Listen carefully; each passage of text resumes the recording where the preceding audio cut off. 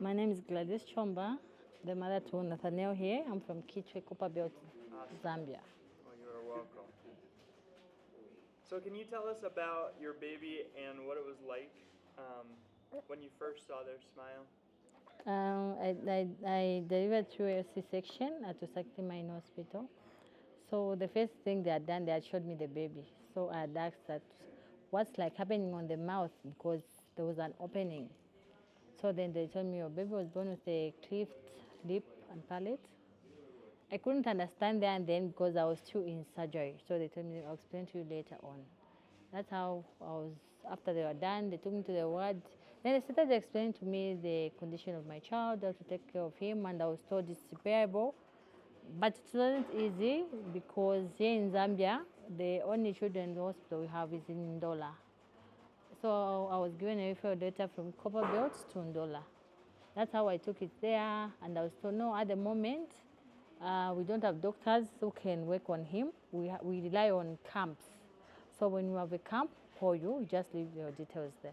So that's how I went back. But I saw 2 months, 3 months, they never gave me a call. Yeah, so I just started researching about it, my son's conditions, and looking forward to people who come in Zambia who do camps. Yeah. So how did you hear about this surgical camp? Okay, so I've got a cousin who works from Kitwe Central Hospital.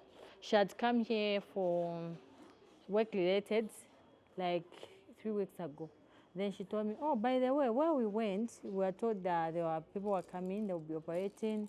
Even your son's condition, they are working on it. So try calling them. Now, because I'd tried Betcure Hospital, which is in Lusaka, I had gone there, I was told they can only operate when his HB is at 10.5 or 11.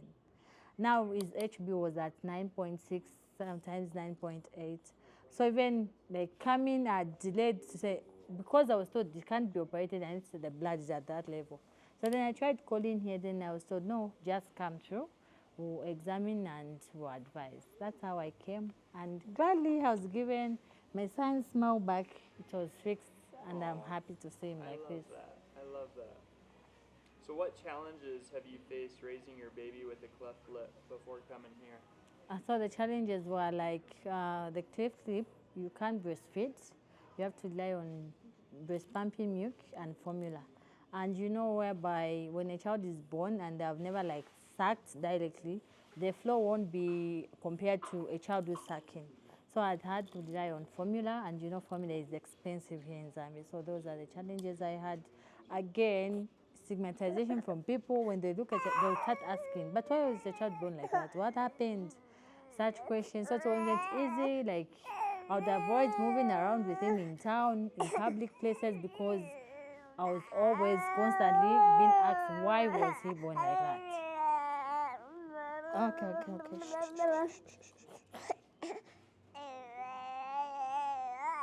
So what was going through your mind and your heart when you decided to come? What were you feeling?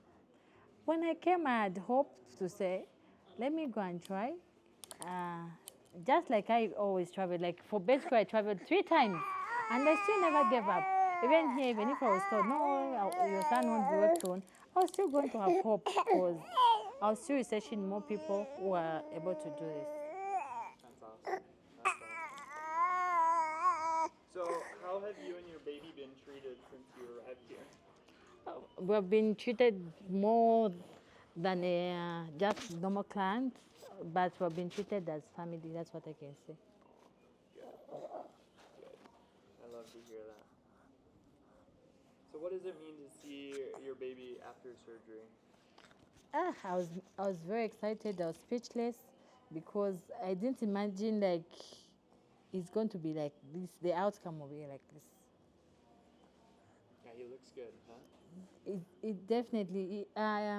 We miss his old smell, but at least this is safer because that one you usually had a lot of infections like flu, cough, but like this, I'm sure it's okay now. Good. Yeah, I'm looking forward to seeing him live a healthy, long life. Thank you so much. So what would And you I hope you won't stop this journey because, like, what I've observed, because me, I've been to Ndola, I've been to Lusaka, cases of babies born with cleft deep palate or an open palate inside, like they're increasing day by day. Yes. Why do you think that is? So far, even if you search on Google, like there are no specific reasons why the child is born like that. You might do everything right.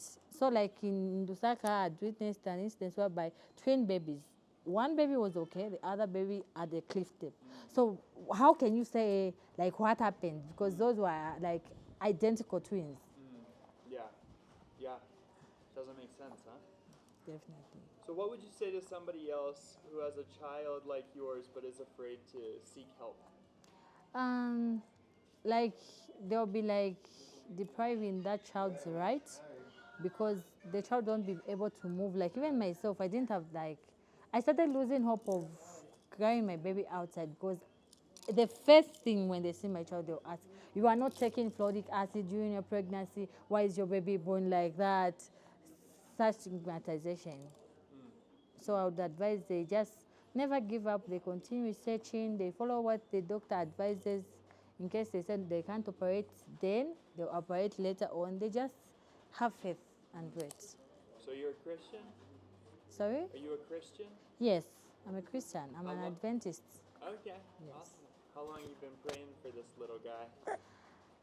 Just from the time I just saw him, when they just showed me, oh, your son has been born like this, I've been prayerful. I told God that this child will stay because previously I had lost the stillborn baby in 2019, and 2021 I lost a child through I had protein eclampsia during pregnancy, so the child died after 2 weeks. So when this baby came in, I just thought, God, no, this time around this child has to stay. In as much as I've got these challenges, but I was hopeful. Wow. Well, thank you for sharing your story. Thank you so much. Such a story of hope.